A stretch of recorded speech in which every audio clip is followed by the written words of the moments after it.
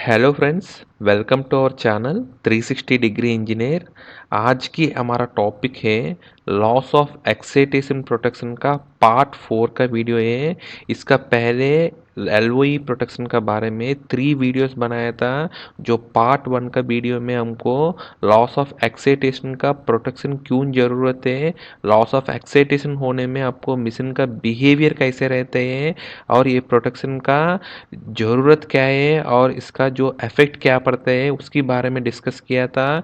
इसका पार्ट 2 का वीडियो में हम लोग लॉस ऑफ एक्साइटेशन प्रोटेक्शन का जो 2 मेन प्रोटेक्शन है, जैसे ये डीसी अंडर करंट प्रोटेक्शन और reverse reactive power based power protection है, लॉस ऑफ एक्साइटेशन का बारे में डिस्कस किया था।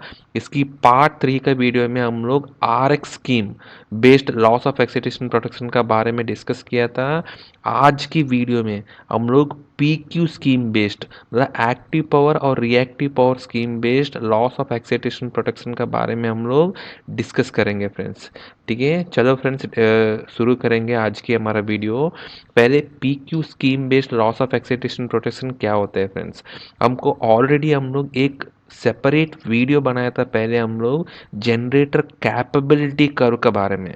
ये PQ scheme based loss of excitation protection आपको समझने के लिए, इसकी पहले अगर आप वो वीडियो नहीं देखा हो तो जनरेटर कैपेबिलिटी कर्व वो वीडियो आप जरूर देख लीजिए फ्रेंड्स। वो वीडियो देखने के बाद ही ये प्रोटेक्शन आपको समझना बहुत आसान पड़ते हैं। ठीक है, बहुत सारे कॉन्सेप्ट्स में इस वीडियो में मैं आपको बता नहीं रहा हूँ क्योंकि कैपेबिलिटी कर्व बेस्ड मतलब कैपेबिलिटी कर्व का बारे में ऑलरेडी एक वीडियो बनाया था, वो वीडियो आप देख लीजिए। सो बेसिकली हमारा जो जनरेटर है, इसका जो जनरेटेड वोल्टेज EQ हम लोग समझ लिया तो, और इसका जो टर्मिनल वोल्टेज है, ठीक है, वो ET मान लिया तो इसका जो XD है बेसिकली हमारा जनरेटर का और इसका जो सिस्टम का पूरा रिएक्टेंस है XD आप मान लीजिए। इसका जो एक्टिव और रिएक्टिव पावर, ठीक है, जो एक्टिव और रिएक्टिव पावर इसका टर्मिनल पे अगर हम आर्मेचर पॉइंट ऑफ व्यू में देखेगा तो इसका एक्टिव पावर है that is ET into IT into cos phi. ये फाई है बेसिकली हमारा पावर फैक्टर एंगल है। ठीक है फ्रेंड्स, और इसका जो फील्ड पॉइंट ऑफ व्यू में अगर हम देखेगा तो इसी का ही हमारा एक्टिव पावर का इक्वेशन बनेगा EQ generated EMF into ET terminal voltage divided by XD into cos of delta. इस डेल्टा इज लोड एंगल है, ये डेल्टा है EQ और ET के बीच में जो एंगुलर डिफरेंस है, फेजर डिफरेंस है, वो आपको डेल्टा है, एक मीनिंग है।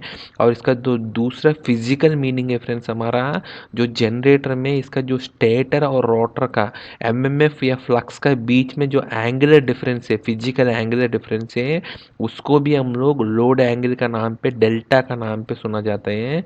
सो ये आपका एक्टिव पावर का इक्वेशन है। और इसका जो रिएक्टिव पावर है Q इज इक्वल टू हमारा स्टेटर पॉइंट ऑफ व्यू में हम देखेगा तो ET इंटू साइन फाई। वही हमने रोटर पॉइंट ऑफ व्यू में अगर फील्ड का पॉइंट ऑफ व्यू में देखेगा तो EQ ET by XD cos delta minus ET square by XD है फ्रेंड्स। ठीक है, ये इक्वेशंस का बारे में और इसका जो कैपेबिलिटी कर्व का बारे में ऑलरेडी हम लोग कैपेबिलिटी कर्व का जो जनरेटर का कैपेबिलिटी कर्व का वीडियो में बताया था। और ये बेसिकली आपको कोई भी आपको इंजीनियरिंग टेक्स्ट बुक में इसका इक्वेशंस का डेरिवेशन आपको मिल जाएगा। ठीक है फ्रेंड्स, ये दोनों का बेसिस में हम लोग ड्रॉ कर सकते हैं हम लोग जनरेटर का कैपेबिलिटी कर्व। अगर इसी कैपेबिलिटी कर्व में इसका एक्टिव मतलब इसका रियल एक्सिस में आप एक्टिव पावर ले लीजिए पर यूनिट में, और इसका इमेजिनरी एक्सिस में आप रिएक्टिव पावर ले लीजिए। ठीक है, अगर इसका ड्रॉ करेगा तो ये बेसिकली आपको बनता है जो डॉटेड लाइन है दैट इज आपको आर्मेचर करंट लिमिट है basically ET IT cos phi. ठीक है, और ET IT साइन पे बेसिकली ET इंटू IT है, इसका जो एपरेंट पावर है S से वो आपको बनता ही है डॉटेड कर्व है फ्रेंड्स। ठीक है, इसकी बाद जो आपका जो नेक्स्ट है इसकी बेसिस में, फील्ड का बेसिस में EQ ET by XD cos delta, इसका बेसिस में आपको बनते हैं एक कर्व जो ये फील्ड लिमिट है। ठीक है फ्रेंड्स, फील्ड लिमिट है। ठीक है, इसके बाद हमारा ऑलरेडी हम लोग बताया फ्रेंड्स, इसकी पहले वीडियो में हम लोग कैपेबिलिटी कर्व का वीडियो में बेसिकली हमारा जनरेटर का ये पार्ट देखेगा तो इसका जो ये हमारा मतलब फर्स्ट क्वाड्रेंट का ऑपरेशन है। इसमें हम लोग को जो आपको लैगिंग पावर फैक्टर में, ठीक है, मतलब ओवर एक्साइटेशन का ऊपर आपको लैगिंग पावर फैक्टर में अगर आपको कभी भी मशीन को चलाएगा तो इसमें आपको फील्ड लिमिट पहले आता है, इसके बाद आर्मेचर लिमिट आते हैं। अगर आप जनरेटर को आर्मेचर लिमिट पे इस इक्वेशन के हिसाब से चलाएगा तो आपका फील्ड में बहुत ज़्यादा ओवर हीट हो जाएगा और फील्ड में फेल होने का चांसेस ज़्यादा है।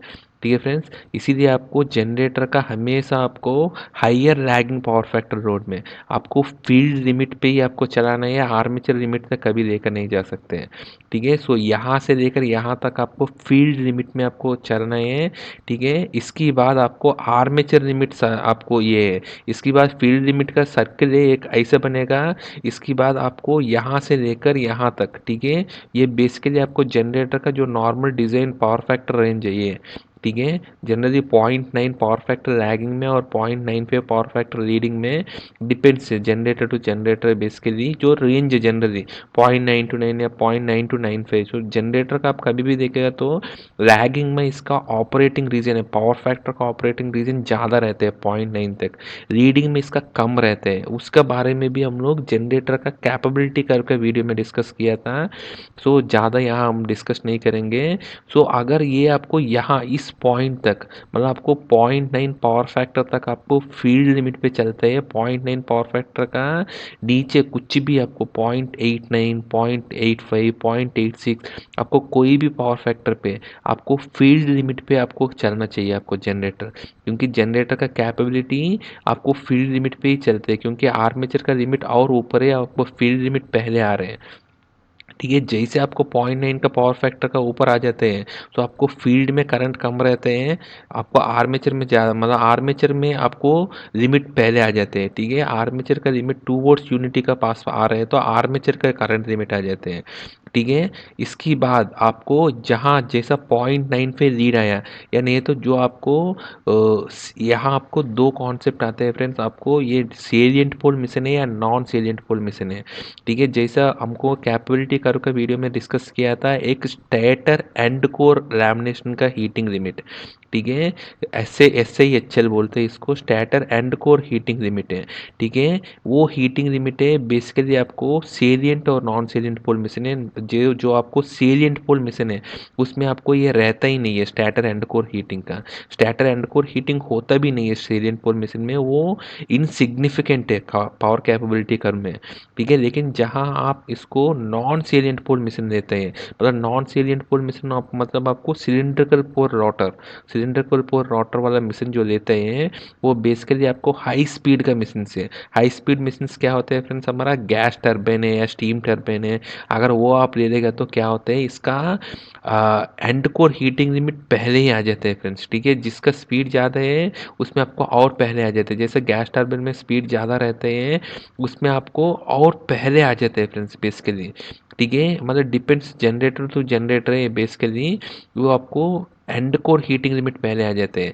जो इसका ऑपरेशन है अंडर एक्साइटेशन कंडीशन पे, कोई भी जनरेटर का, मतलब आपको सिलिंड्रिकल पोल रोटर का कोई भी जनरेटर में इसका जो लीडिंग पावर फैक्टर का ऑपरेशन या नहीं तो अंडर एक्साइटेड ऑपरेशन है, वो बेसिकली आपका stator end core heating limit का ऊपर डिपेंड करते हैं, क्योंकि वो सबसे पहले आ जाते हैं। इसके बाद आपको आर्मेचर हीटिंग लिमिट आता है, इसके बाद आपको फील्ड का हीटिंग लिमिट आ जाता है बीच में। ठीक है फ्रेंड्स, सो बेसिकली ये है हमारा, लेकिन आपको जो सेलिएंट पोल मिशन में आपको stator end core heating limit का कॉन्सेप्ट ही नहीं है, सो आपको ये फुल तक आपको चला सकते हैं। ठीक है, लेकिन ये फुल तक नहीं है, हम आगे हम इन डिटेल डिस्कस करेंगे। ठीक है, सो आप अगर ओवरव्यू में देखेगा तो इसका जो ओवर एक्साइटेड ऑपरेशन में अप टू इसका जो 0.9 पावर फैक्टर एंगल तक आपका फील्ड हीटिंग लिमिट पे चलते हैं, और 0.9 पावर फैक्टर से लेकर 0.95 या नहीं तो यूनिटी पावर फैक्टर तक आपका आर्मेचर करंट हीटिंग लिमिट पे आपका जनरेटर का कैपेबिलिटी कर्व डिसाइड होते हैं। और इसके बाद इसका जो अंडर एक्साइटेड ऑपरेशन में for cylindrical pole rotor machine में आपको stator end core heating limit का ऊपर आपका इसका कैपेबिलिटी कर्व डिसाइड होते हैं। लेकिन आपको जो नॉन सेलिएंट पोल मशीन में, ठीक है। सेलिएंट पोल मिशन में आपको बेसिकली इसका जो स्टेडी स्टेट स्टेबिलिटी लिमिट के ऊपर डिपेंड करते हैं, लेकिन वो आपको इस डायग्राम में आपको डिटेल में डिस्कस नहीं किया, लेकिन आगे हम लोग डिस्कस करेंगे फ्रेंड्स, ठीक है। सो ये आपका जनरेटर कैपेबिलिटी कर्व है। अगर ये आपको क्लियर नहीं है तो एक बार हमारा पहले वीडियो है कैपेबिलिटी कर्व का, उस वीडियो आप देख लीजिए, क्योंकि ये समझना आपको बहुत ज़रूरी है इस PQ scheme based LOE protection को आपको समझने के लिए, ठीक है फ्रेंड्स। तो इसकी बाद अगर हम लोग एक सेलिएंट पोर मतलब नॉन सेलिएंट या नहीं है तो सिलेंड्रिकल पोर मिशन में आप देखेगा तो इसका कैपेबिलिटी कर्व ऐसे दिखते हैं फ्रेंड्स, ठीक है। जो आपको बताया था ऑलरेडी, जो इसका 0.9 पावर फैक्टर तक 0.9 बिलो 0.9 पावर फैक्टर में इसका फील्ड करंट हीटिंग लिमिट पे करते हैं, और 0.9 lagging power factor to 0.95 leading power factor तक हमारा आर्मेचर करंट हीटिंग लिमिट पे चलते हैं। और इसके ऊपर कोई भी अंडर एक्साइटेशन में आपको स्टैटर का एंड कोर हीटिंग लिमिट पे आपका मिशन चलते हैं फ्रेंड्स, ठीक है। तो अगर इसकी अंदर चल रहे हैं, मतलब ये मिशन का कैपेबिलिटी का कर्व का अंदर है, तो आपको इसका इस कैपेबिलिटी कर्व का अंदर आपको मिशन को रख के आप इसको प्रोटेक्शन करेगा तो आपको मिशन में आपको मैक्सिमम मतलब मिशन का ऑपरेशन आपको मिल जाएगा और ऑप्टिमल प्रोटेक्शन भी मिल जाएगा, राइट। फॉर एग्जाम्पल अनलाइक कोई और स्कीम में आपको जैसा पहले डिस्कस किया था, वो सारे स्कीम में हम लोग क्या कर रहे हैं, हम लोग इर्रेस्पेक्टिव ऑफ जनरेटर कैपेबिलिटी है, मतलब हमारा जनरेटर का कैपेबिलिटी है ही नहीं है, अगर लॉस ऑफ एक्साइटेशन हो गए तो हम लोग मिशन को ट्रिप करा रहे हैं। लेकिन हमारा PQ स्कीम बेस्ड स्कीम में हमारा जनरेटर का कैपेबिलिटी का अंदर ही इसको देख रहे हैं, ठीक है। हम लोग जनरेटर का कैपेबिलिटी का अंदर देखकर इसको लॉस ऑफ एक्साइटेशन प्रोटेक्शन हम लोग प्रोवाइड कर रहे हैं।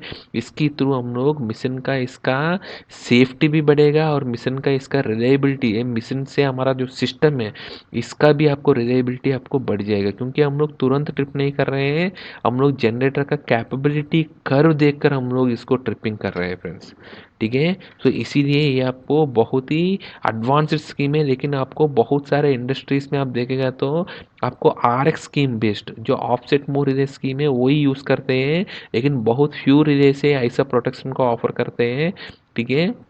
सो ये बेसिकली हमारा सिलेंड्रिकल पोर रोटर मिशन में ये आपका कर्व आपको दिख जाएगा फ्रेंड्स, ठीक है। इसके बाद आपको जो मैं आपको बताया था सिलेंड्रिकल पोर रोटर मिशन में आपको stator end core heating limit ही आपको मेजर है इसका अंडर एक्साइटेशन कंडीशन पे, ठीक है। इसका स्टेडी स्टेट लिमिट है, आपको जनरली इतना फर्क नहीं पड़ता है, लेकिन आपको जो सेलिएंट पोल रोटर मिशन में आपको ये अंडर एक्साइटेड ऑपरेशन है वो लिमिट करते हैं आपको, ये limited base steady state stability limit का ऊपर डिपेंड करते हैं फ्रेंड्स, ठीक है। तो basically steady state stability limit क्या होते हैं, हमारा सिलिंड्रिकल रोटर मिशन में अगर ले लिया, ठीक है, इसका जो एक्टिव पावर है EV/X साइन डेल्टा है, और इसका जो रिएक्टिव पावर है EV/X cos delta minus V²/X, ठीक है फ्रेंड्स। सो स्टेडी स्टेट स्टेबिलिटी लिमिट मतलब क्या है, हमारा दो मतलब है इसका, मतलब ये सिलिंड्रिकल रोटर मिशन में क्या है, यहाँ आपको जहाँ आपको डेल्टा 90 डिग्री से मतलब जो मैक्सिमम एंगल है या मैक्सिमम पावर कौन सी पोजीशन पे दे सकते हैं, उस पोजीशन को हम लोग स्टेडी स्टेट स्टेबिलिटी लिमिट बोलते हैं, ठीक है। आपको सिलिंड्रिकल पोर रोटर मिशन में आपको डेल्टा 90 डिग्रीज में आपको इसका जो मैक्सिमम एक्टिव पावर मिल जाते हैं, ठीक है। मैक्सिमम एक्टिव पावर कब मिलते हैं, डेल्टा 90 पे मिलते हैं, ये साइन डेल्टा 1 होने पे मिलते हैं। सो साइन 90 पे आपको EV/X से मैक्सिमम एक्टिव पावर डिलीवर कर सकते हैं। उस केस में आपका जो रिएक्टिव पावर क्या होगा, आपका EV/X कॉस डेल्टा, ये कॉस डेल्टा 0 हो जाते हैं, वो आपको -V²/X होते हैं, ठीक है फ्रेंड्स। ये आपको -V²/X होते हैं, ठीक है। अगर इसको आप ड्रॉ करेगा तो ये आपका कैपेबिलिटी कर्व में कहाँ आता है फ्रेंड्स, हमारा ये एक्टिव पावर है आपको कांस्टेंट लाइन है, रिएक्टिव पावर है -V²/X, मतलब हमारा रिएक्टिव पावर है -V²/X है, और एक्टिव पावर है फ्रेंड्स हमारा EV/X है फ्रेंड्स, जो आपको EV/X है, ठीक है। सो बेसिकली ये लाइन है आपका, ठीक है, ये लाइन है आपका, ये लाइन को हम लोग बोलते हैं स्टेडी स्टेट स्टेबिलिटी लिमिट का लाइन बोलते हैं, ठीक है फ्रेंड्स। सो ये आपका लाइन है बेसिकली, ठीक है। लेकिन आपको जहाँ आपको ये आपको इर्रिलेवेंट है, क्योंकि इसका पहले ही हमारा स्टार्टर का एंड कोर हीटिंग लिमिट आ रहे हैं। तो इस हीटिंग लिमिट, इस लिमिट तक हम लोग कभी भी हम लोग सेलियंट मतलब इसका सिलेंड्रिकल रोटर मशीन में हम लोग लेकर नहीं जाते हैं फॉर स्टेडी स्टेट कंडीशन है फ्रेंड्स, क्योंकि कैपेबिलिटी कर्व है basically for steady state condition के लिए, ठीक है। लेकिन जहाँ हम लोग नॉन सेलियंट पोल मिशन में जाते हैं, सेलियंट पोल मिशन में आपको ये आपको बहुत ही इंपॉर्टेंट है, इसका कैरेक्टरिस्टिक आपको समझ लीजिए। इसका कैरेक्टरिस्टिक समझने के लिए पहले आपको ये एक्टिव पावर और रिएक्टिव पावर इक्वेशन है, it is valid for non salient या सिलेंड्रिकल रोटर पावर मिशन है फ्रेंड, जहाँ आपको सिंगल रिएक्टेंस वैल्यू है, ठीक है। उसी रिएक्टेंस से आप इसका इसका मिशन का रिएक्टेंस को आप इसको एनालाइज कर सकते हैं। लेकिन जहाँ आपको सेलिएंट पोल मिशन आ गया था, वहाँ आपको सिंगल रिएक्टेंस से आप इसका मिशन को एनालिसिस नहीं कर सकते। आप इसमें दो रिएक्टेंस का जरूरी है, एक आपको एक्स डी और दूसरा एक्स क्यू, डायरेक्ट एक्सिस और क्वाड्रेचर एक्सिस का रिएक्टेंस है। इसका एक्टिव पावर का इक्वेशन अगर आप देखेगा तो ये आपका एक्टिव पावर का इक्वेशन है फ्रेंड्स, ठीक है। एक्टिव पावर का इक्वेशन है, और इसका जो रिएक्टिव पावर का इक्वेशन है बेसिकली ये आपका रिएक्टिव पावर का इक्वेशन बनेगा। ये आपको कोई भी आप इंजीनियरिंग या मिशन का कोई भी टेक्स्ट बुक आप पकड़ लिया है तो इसमें आपको इसका डेरिवेशन दिया जाता है। उसके बारे में आज की वीडियो में हम लोग डिस्कस नहीं कर रहे हैं, आपको कोई भी आपको टेक्स्ट बुक में इसका बारे में मिल जाता है, ठीक है फ्रेंड्स। सो ये बेसिकली हमारा सेलिएंट पोल मिशन में, ठीक है। हमारा स्टेडी स्टेट स्टेबिलिटी लिमिट है बेसिकली क्या होता है, जहां आपको डीपी बाई डेल्टा मतलब आपको पावर चेंज है, एक्टिव पावर चेंज है, जनरली डेल्टा अगर बढ़ रहा है तो एक्टिव पावर भी बढ़ेगा। लेकिन एक पॉइंट पे ये एक्टिव पावर बढ़ना बंद हो जाएगा, उस पॉइंट को हम लोग को स्टेडी स्टेट स्टेबिलिटी लिमिट बोलते हैं, ठीक है। सो इसको मैथमेटिकली हम लोग क्या कर सकते हैं, डीपी बाई डेल्टा, जहाँ आपको डीपी बाई डेल्टा, ठीक है, अगर इसका डेरिवेटिव ले लिया तो जहाँ इसको जीरो होते हैं उस करस्पॉन्डिंग पावर को हम लोग स्टेडी स्टेट स्टेबिलिटी लिमिट बोलते हैं, ठीक है। उस ये कौन सी डेल्टा पे हो रहा है उस करस्पॉन्डिंग डेल्टा का हम लोग डेल्टा एस बोल सकते हैं, वो आपको स्टेडी स्टेट स्टेबिलिटी लिमिट का लोड एंगल है डेल्टा एस से, ठीक है। अगर इस इक्वेशंस को आप DP by delta equal to zero करके इसका एक्टिव और रिएक्टिव पावर अगर आप ड्रॉ करेगा तो तब आप इसका इक्वेशंस क्या बनते हैं फ्रेंड्स, हमारा इक्वेशन बेसिकली बन जाएगा P S is equal to मतलब इस एंगल पे जहाँ आप D P by D delta equal to zero होते हैं वहाँ इसका सारे पैरामीटर्स को हम लोग एस का नाम पे रिप्रेजेंट कर रहे हैं। मतलब ये आपको स्टेडी स्टेट स्टेबिलिटी लिमिट का active power P S is equal to X T minus X Q by X T plus X S plus X Q plus S S है, ठीक है friends. U S square into tan delta S, ठीक है, tan delta S into sine square delta S से ऐसा आपको Q S is equal to minus X D minus X Q by same है यही डिनोमिनेटर है, ठीक है, into you square into cos square delta S minus you S square by X T plus X S है, ठीक है friends. So basically ये equation है, ठीक है। इसका स्टेडी स्टेट स्टेबिलिटी लिमिट का एक्टिव और रिएक्टिव पावर है, ठीक है। ये आपको कोई भी आपको इंजीनियरिंग बुक्स में मिशंस का बुक्स में आपको मिल जाएगा, ठीक है। आप इसका डेरिवेशन चाहिए तो उसमें आप देख लीजिए। सो उसी इक्वेशन में हम लोग इसका अगर इसका कैपेबिलिटी कर्व का लाइन में अंदर आपको ड्रॉ करना है तो इसका जो डेल्टा का रेंज है, ठीक है, आप जैसे डेल्टा जीरो का केस में क्या होगा, डेल्टा जीरो मतलब आप इसका साइन डेल्टा जीरो है सो पी एस जीरो है, ठीक है। और डेल्टा जहाँ आपको 90 और इसका पी एस जीरो है और इसका जो रिएक्टिव पावर है वो बेसिकली ये कंपोनेंट जीरो है, और ये आपको you S square by minus X Q plus x D बनेगा फ्रेंड्स, ठीक है। सो ये बन जाएगा, ठीक है। इसके बाद जब आपको डेल्टा 90 डिग्री से तब आपको क्या होगा, टैन डेल्टा, टैन डेल्टा क्या है, टैन 90 है, इनफाइनेट है। So power active power ideally क्या होगा, इनफाइनेट हो जाएगा, और इसका रिएक्टिव पावर है सेम इक्वेशन बनेगा minus you S square by x D plus X S से, ठीक है फ्रेंड्स। सो आपको जैसा पहले इक्वेशन है जो इसका एक्टिव और रिएक्टिव पावर का जैसा हम ड्रॉ किया था, जहाँ आपको reactive power minus V square by X एक लाइन है, लेकिन यहाँ आपको रिएक्टिव पावर है सेम है, लेकिन रिएक्टिव पावर आपको बन रहा था minus U square by X Q plus X S बन रहा था, ठीक है फ्रेंड्स। और इस केस में और इस केस में आपको डेल्टा बाय 90 में आपको minus U square by x D plus axis बन रहा है फ्रेंड्स, ये क्यू है ये एक्स डी है, ठीक है।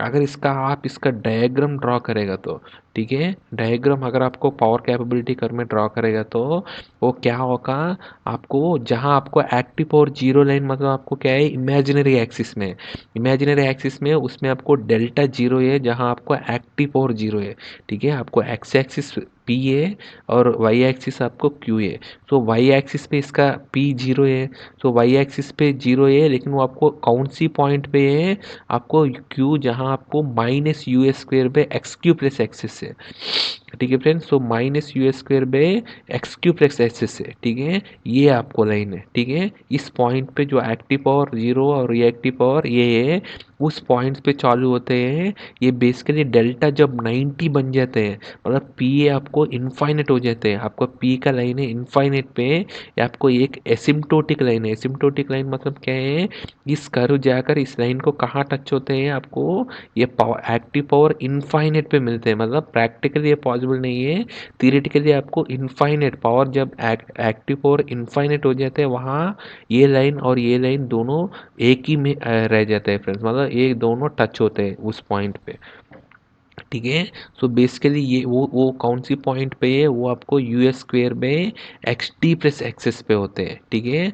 हमको ऑलरेडी पता है हमेशा आपको एक्स डी है ग्रेटर देन एक्स क्यू है, इसीलिए आपको ये लाइन आपको पहले आ रहे हैं आपको बाद में आ रहे हैं, ठीक है फ्रेंड्स। सो आपको ये स्ट्रेट लाइन नहीं है जैसा आपको सिलिंड्रिकल फॉर्मेशन जैसा, ये आपको ऐसे होता है, इसका स्टेडी स्टेट स्टेबिलिटी लिमिट का कर्व है, ठीक है फ्रेंड्स, ऐसे रहते हैं इसका सेलिएंट पोल मिशन में, ठीक है। सो अभी आप इसका कैपेबिलिटी करो आपको पता चल गया है, ठीक है।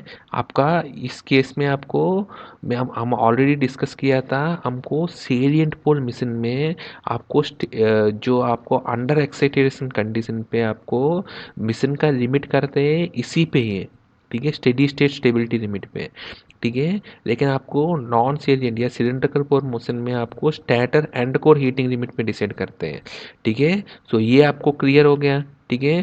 सो हमारा अभी आप इसका जो प्रोटेक्शन देखेगा तो हमारा P Q scheme based protection देखेगा तो हमारा प्रोटेक्शन है बेसिकली किसको कर रहे हैं फ्रेंड्स, हम लोग लॉस ऑफ एक्साइटेशन के लिए कर रहे हैं, ठीक है, लॉस ऑफ एक्साइटेशन के लिए कर रहे हैं। सो ऑलरेडी हम लोग बताया था ये आपका फील्ड करंट हीटिंग लिमिट है, वो आपको अप टू 0.9 पावर फैक्टर तक, ठीक है, ठीक है। इसके बाद 0.9 पावर फैक्टर अंडर एक्साइटेड मतलब आपको 0.9 पावर फैक्टर लीडिंग में जब आते हैं, ठीक है, आप इसका ए बी कर्व आप देखेगा तो ए बी है, और इसका जो ए बी है बेसिकली आपको इर्रिलीवेंट है, वो हम लोग लॉस ऑफ एक्साइटेशन कंडीशन मतलब क्या है, आपका पावर फैक्टर है लीडिंग ऑपरेशन है, ठीक है।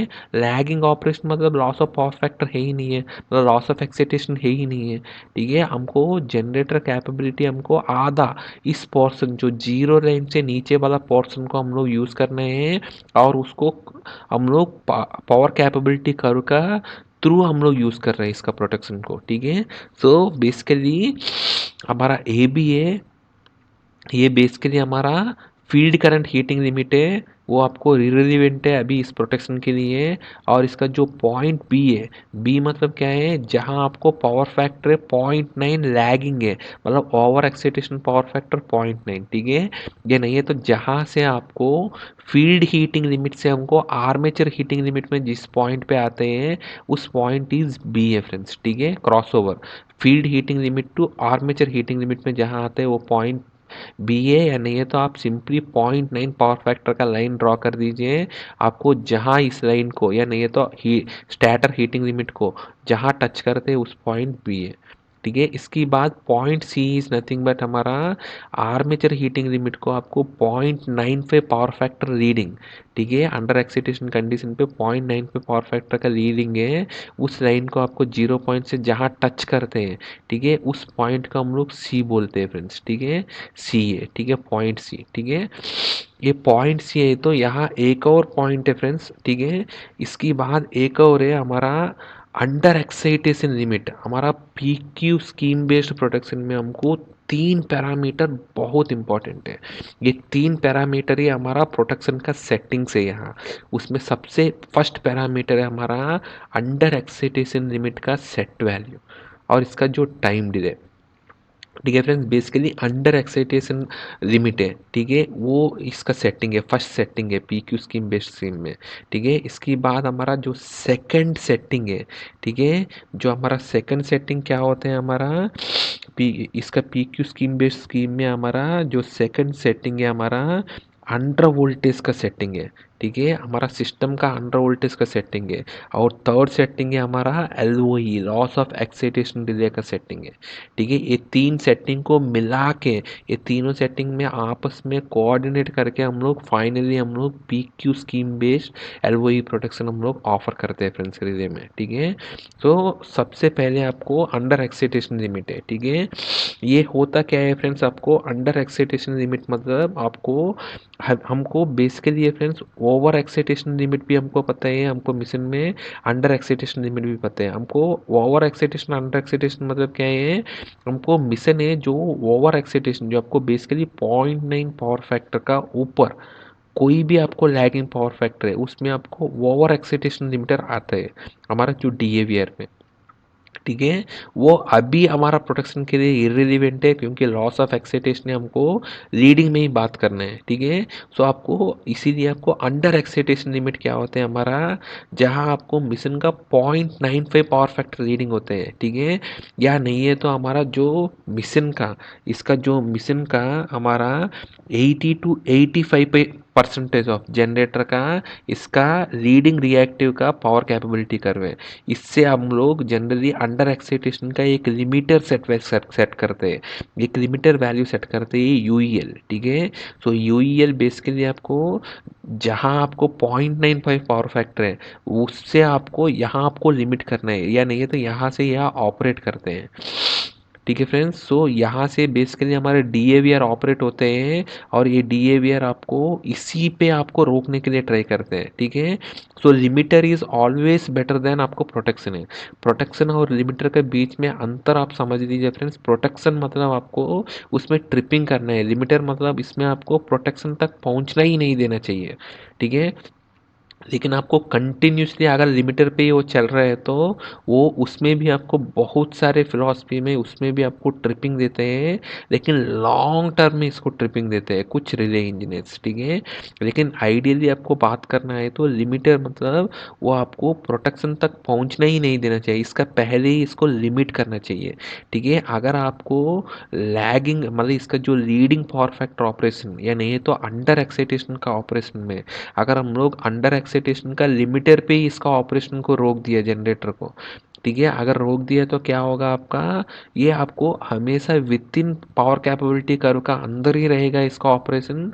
तो आपको कोई भी ट्रिपिंग इसमें मिशन को ट्रिप करने का ज़रूरत ही नहीं है क्योंकि इसका कैपेबिलिटी का अंदर ही है। ये मिशन को इसके अंदर आपको कितना भी देर आप चलाएगा तो कोई भी दिक्कत ही नहीं है, मतलब इस कैपेबिलिटी कर्व का अंदर ही आपको मिशन को आपको कंटिन्यूस ऑपरेशन के लिए आप इसको लेकर जा सकते हैं, राइट फ्रेंड्स। सो आपको इसमें कोई भी दिक्कत नहीं है इस ऑपरेशन में, लेकिन आपको आइडियली पॉसिबल नहीं है क्योंकि आपको जब आपको अंडर एक्साइटेशन हो जाते हैं, लॉस ऑफ एक्साइटेशन हो जाते हैं, तब आपको ये डीएवीआर कुछ नहीं कर पाएगा। उस केस में क्या करना है, और या नहीं है तो कोई पार्शियल एक्साइटेशन होगा उस केस में क्या करना है, वो बेसिकली हमारा केस है, ठीक है friends. So under excitation limiter हम लोग जहाँ सेट करते हैं, अंडर एक्साइटेशन लिमिटर है हमारा in case of salient pole machine में, इसका सेटिंग है हमारा स्टेडी स्टेट स्टेबिलिटी लिमिट का जो कर्व है ये, इसका पहले इसकी अंदर सेट करते हैं हम लोग अंडर एक्साइटेशन लिमिट, ठीक है फ्रेंड्स।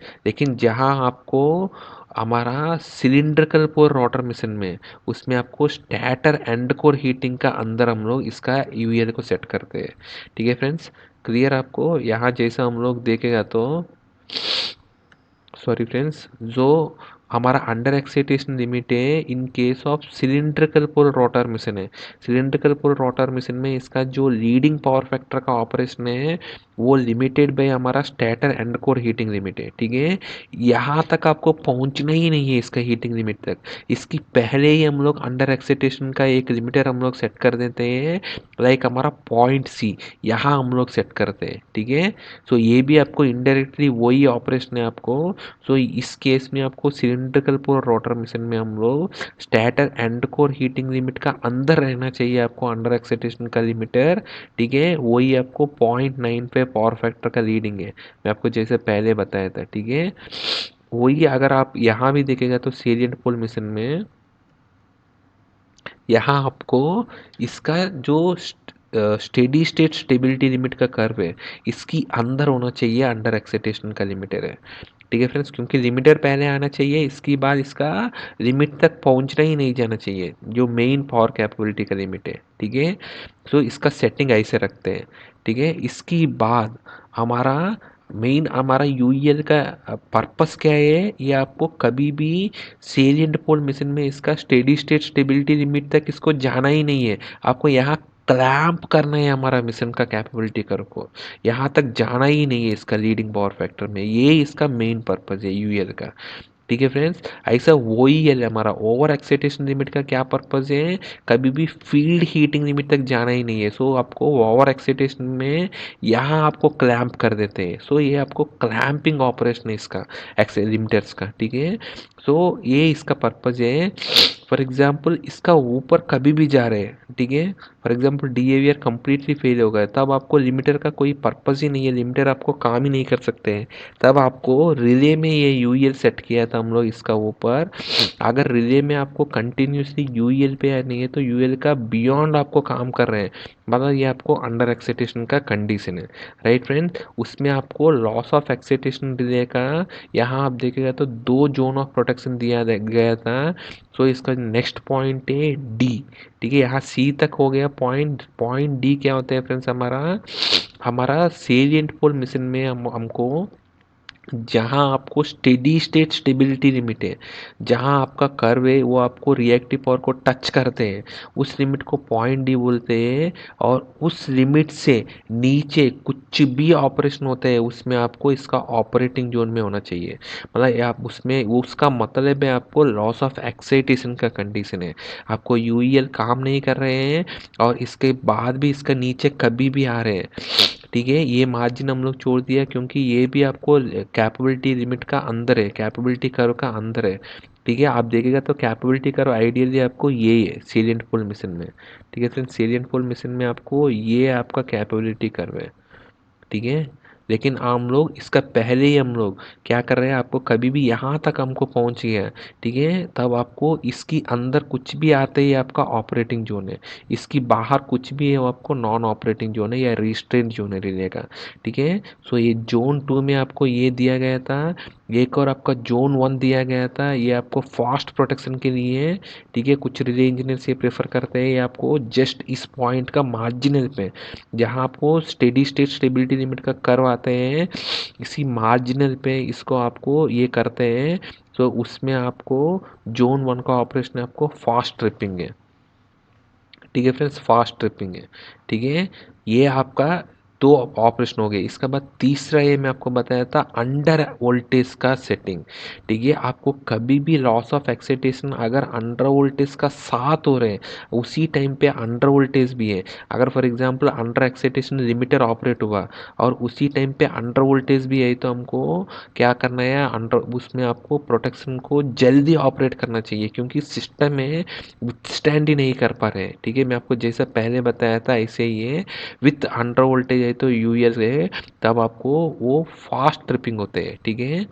सो इसका ट्रिपिंग है, सबसे पहले हमारा ट्रिपिंग होगा फ्रेंड्स, आपको कभी भी ये लॉस ऑफ एक्साइटेशन का अंदर आया, ठीक है, इस ऑपरेटिंग जोन का अंदर आया तो इसका जो टाइम डिले जनरली, ठीक है, इसका जो टाइम डिले जनरली हम लोग रखते हैं 0.75 या नहीं तो 0.45, जो आपको, ठीक है, उस सेटिंग का अंदर इस जोन का ऑपरेटिंग जोन का अंदर है लॉस ऑफ एक्सीलरेशन के लिए, तब आप उसको 0.75 सेकंड का अंदर इसको ट्रिप करना है, ठीक है फ्रेंड्स। 0.75 सेकंड का टाइम डिले के बाद इसको ट्रिप करना है, ठीक है, फर्स्ट डे। सेकेंड डे हमारा कभी भी अंडर एक्साइटेशन लिमिटर का नीचे, इसका जो अंडर एक्साइटेशन लिमिटर का नीचे कभी भी इसका ऑपरेशन चला गया, तब आपको तुरंत अलार्म देना चाहिए। और इसका अंडर एक्साइटेशन लिमिटर ऐसा कंटिन्यूसली इसका नीचे ये 1 मिनट तक चल रहे हैं, तब इसको ट्रिपिंग दे सकते हैं हम लोग। कुछ रिले इंजीनियर्स प्रेफर करते हैं, लेकिन आपको लिमिटर पे आपको ट्रिपिंग ही नहीं देना है नॉर्मल कंडीशन पे, तब इसको ओनली अलार्म देना है, तो तब भी इसको दे सकते हैं। लेकिन आपको अंडर एक्साइटेशन लिमिटर ऑपरेट हुआ और आपको अंडर वोल्टेज भी है, तब आपको 1 मिनट तक वेट नहीं करना है, आपको 1 सेकंड के में आपको ट्रिपिंग में इनिशिएट करना चाहिए फ्रेंड्स, ठीक है। तो अगर इसका जो ट्रिपिंग लॉजिक आप देखेगा तो, ठीक है, आपको loss of excitation relay, PQ relay, मतलब आपको इस ऑपरेटिंग जोन में कभी भी रिले ऑपरेट हुआ है तो आपको 0.75 सेकंड में आपको ट्रिपिंग देना चाहिए, ठीक है। अगर कभी भी आपको अंडर एक्साइटेशन लिमिटर आया, तब आपको तुरंत या नहीं तो जो time delay 0.5 second minimum settable time delay है, इसके बाद आपको अलार्म देना चाहिए, ठीक है। आपको कभी भी अंडर एक्साइटेशन लिमिटर और अंडर वोल्टेज, ठीक है, दोनों साथ में है, तब आपको 1 सेकंड में आपको ट्रिपिंग देना चाहिए। ओनली आपको under excitation limiter for prolonged period के लिए, मतलब 1 मिनट तक अगर आपको चल रहे हैं, तब आपको तब केस में भी आप इसको ट्रिपिंग देना चाहिए, ठीक है फ्रेंड्स। सो ये हमारा loss of excitation delay on PQ scheme based protection है। ये प्योरली आपको पावर कैपेबिलिटी कर्व का, जनरेटर का कैपेबिलिटी कर्व का, इसका अंडर एक्साइटेशन जोन यानी तो लीडिंग पावर फैक्टर जोन को यूज़ करके इस प्रोटेक्शन को हम लोग ऑफर कर रहे हैं फ्रेंड्स, ठीक है। सो ये फ्रेंड्स आज की हमारा टॉपिक है, हमारा साथ आगे भी बनाता रहिए for more and interesting videos. Thank you friends.